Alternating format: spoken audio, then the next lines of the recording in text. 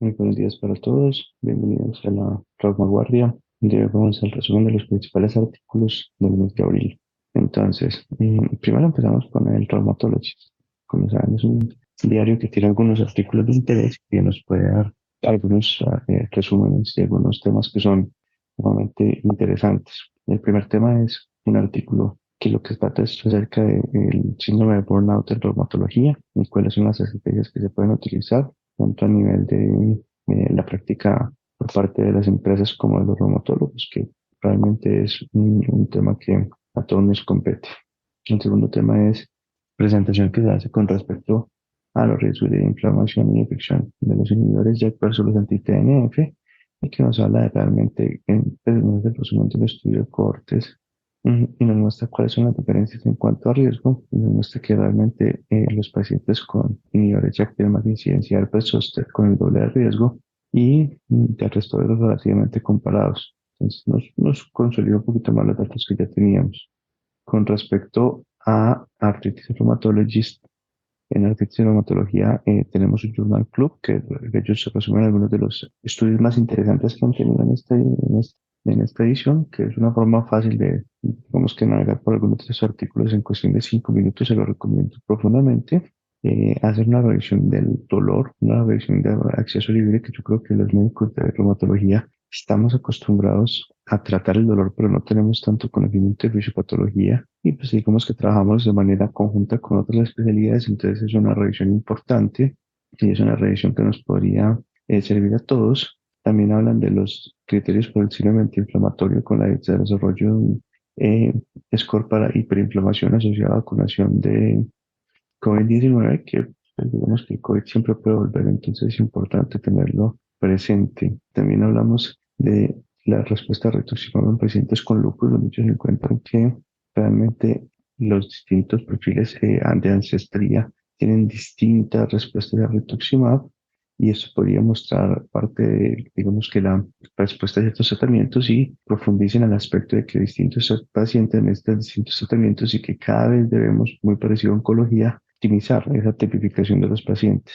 También hay un artículo que habla de la depresión de los plasmalastos, un estudio de 148 pacientes en los que lo que se vio fue vasculitis ANCAS y se demostró que normalmente la depresión con rituximab de las células B era importante y que un crecimiento de plasmalastos dentro del subgrupo del suelo de pacientes con vasculitis ANCAS es un predictor de relapso o de recaída. Esto posiblemente sea muy experimental por ahora, pero es un artículo que nos va diciendo hacia dónde va apuntando como el tratamiento.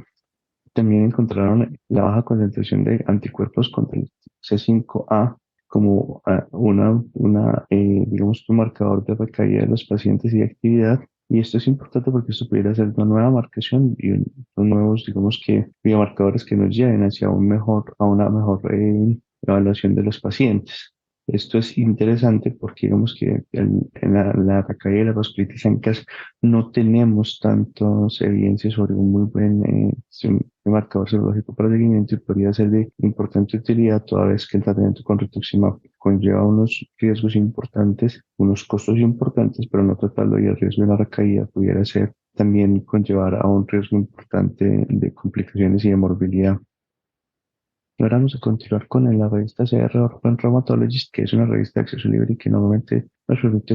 acceso a unos excelentes artículos. El primer artículo que va a hablar es de que el lupus eritematoso sistémico puede ser un riesgo para retinopatía por antimaláricos. Entonces, curiosamente, aquí encuentran que evidentemente los pacientes después de 5 años tienen más toxicidad, tienen dosis más altas por tratamiento y más uso de cloroquina, especialmente en nuestro medio donde tiene un costo sensiblemente menor que en la hidroxicloroquina, pero ellos encuentran datos de los que el lupus per se pudiera ser un factor de riesgo para la retinopatía y esto nos abre, digamos que, algunos aspectos y nos recalca la importancia del monitoreo y el seguimiento en este tipo de pacientes. También hay una revisión de marcadores de enfermedad pulmonar intersticial en artritis reumatoide, digamos que todavía no se ha progresado mucho en este aspecto, pero pues digamos que es un tema que está evolucionando y que se está investigando mucho.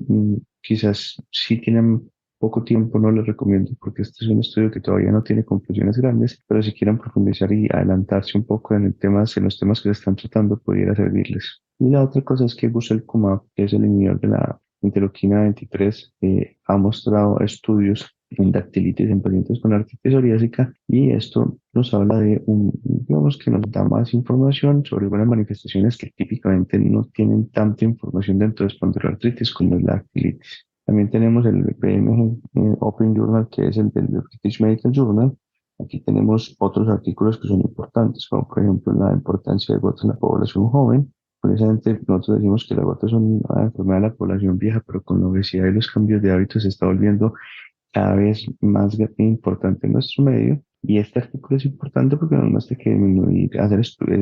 intervenciones que van dirigidas a disminuir la obesidad puede reducir aproximadamente el 30% de la gota del adulto. Es decir, estamos en una pandemia, así como se está volviendo la hipertensión, la diabetes, la gota también se puede estar volviendo una pandemia en personas jóvenes. También nos muestran unos datos del reconocimiento temprano de la esclerosis sistémica, ¿no? Una corte de Leiden mostrando unas estrategias de diagnóstico temprano en pacientes con artritis, perdón, con esclerosis sistémica, y demostrando, digamos, que pudiéramos tener algunas estrategias para empezar a hacer estas situaciones, empezar a mejorar este tipo de diagnósticos tempranos y empezar a detectar este tipo de pacientes para mejorar sus desenlaces en términos generales. Y continuando con el seguimiento, digamos que hay ciertas cosas que posiblemente los que seamos de una generación anterior todavía nos da algo de dificultad, como el chat GPT. Es una estrategia que posiblemente es buena, tiene sus limitaciones, sus pros y sus contras y está en proceso de afinamiento, pero es algo que va a llegar y que tenemos que aprender. Y el doctor Thomas Hook le hace un artículo acerca de cómo utiliza el chat GPT en la práctica diaria, lo cual es interesante y nos da un punto de donde podemos ir integrando esta tecnología para nuestra práctica como médicos y como reumatólogos. También tenemos un estudio que fue un estudio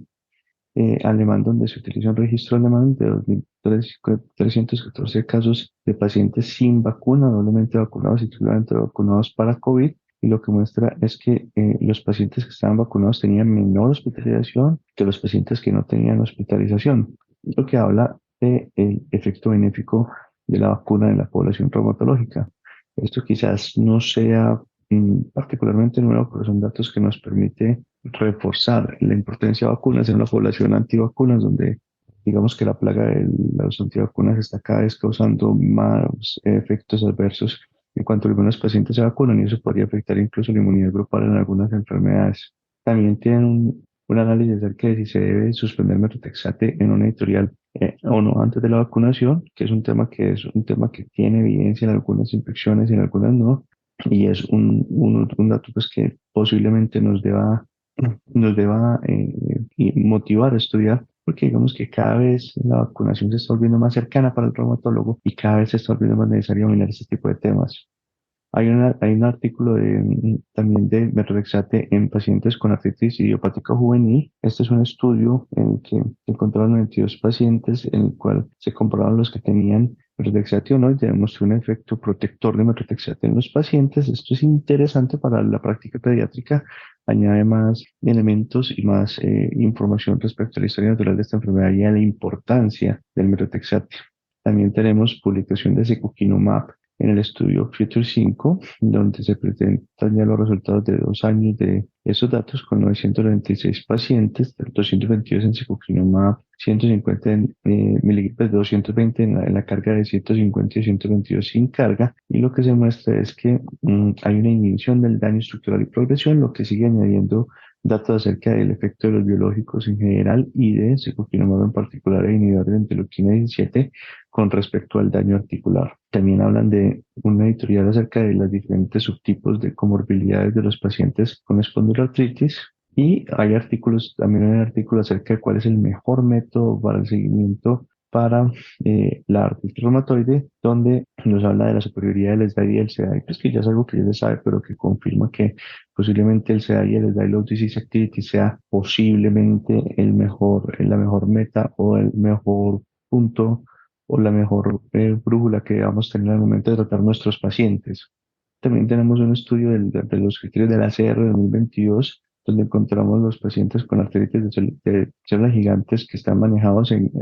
clínica usual y podamos desempeñar estos criterios con 319 pacientes, 188 casos y 131 controles y demuestran pues, que los criterios funcionan bien y que mejora de manera importante la sensibilidad y la especificidad. Es importante decir que los criterios del 90 tenían una sensibilidad del 53 y una especificidad del 82, mientras que nuevos criterios tiene una sensibilidad del 92 y una especificidad del 71 que digamos que es relativamente bueno, mejora muchísimo la sensibilidad, expensas de una disminución de la especificidad, pero digamos que teniendo en cuenta las complicaciones que pudiera tener esta enfermedad, es muy importante este aumento de la sensibilidad y digamos que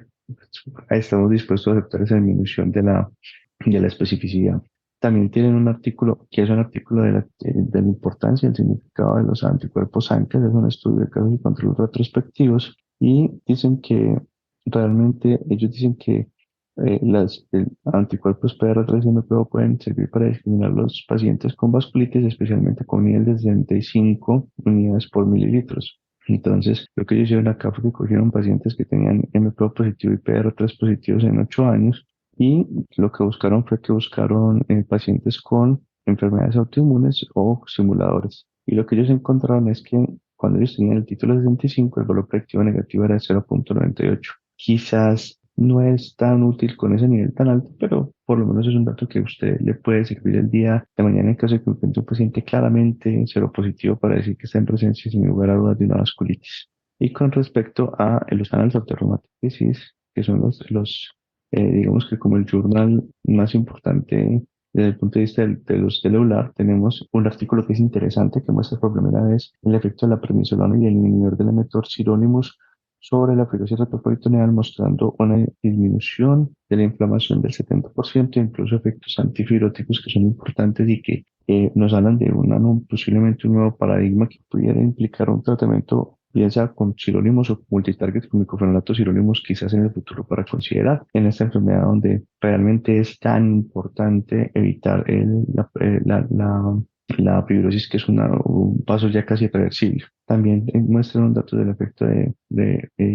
trimethoprim sulfa y realmente los riesgos de infecciones en pacientes con vasculitis ancas y refuerzan la importancia del uso del trimethoprim sulfamethoxazol en estos pacientes. Un artículo de obligada revisión porque es una de esas prácticas que estamos teniendo y me hago a mi primera mea culpa que debemos tratar de implementar de manera más eficiente en nuestros pacientes. Hay un artículo de distintos anticuerpos ANCAS y el tipo de glicolación de los anticuerpos, perdón, de los anticuerpos ACPA, que son los anticuerpos antipéptidos citrullinado, y lo que muestran es que el patrón de glicosilación de estos anticuerpos refleja su efecto antiinflamatorio o proinflamatorio y nos habla de por qué, y nos da mejor entendimiento de por qué algunos pacientes pueden tener anticuerpos durante mucho tiempo sin desarrollar síntomas e incluso ese cambio de glicosilación, digamos que ya lo cubrando más allá del artículo, pudiera ser lo que implica el debut de la enfermedad clínica. Entonces, ¿por qué un agente externo como una infección puede afectar e iniciar en esos pacientes? Tienen un repaso de enfermedades glomerulares. Este repaso de enfermedades glomerulares es un repaso que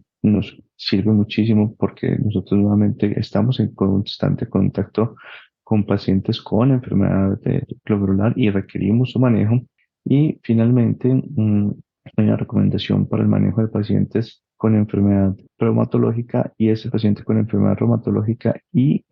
infecciones oportunistas, donde nos habla de los requerimientos tratamientos que necesitamos y de todo el proceso que necesitamos. Digamos que es una guía que nos ayuda como a tener más claridad en este tipo de cosas. Digamos que ya estamos pasando a una era en la cual es una era que es la era de la muerte por enfermedad. Ya estamos llegando a la era de muerte por complicaciones y entre ellas las infecciones. Entonces, es un artículo que ciertamente debemos revisar. Con esto no me queda más que agradecerles, pues como este pequeño resumen, espero que les haya sido de utilidad y nos vemos en la siguiente Trauma Guardia.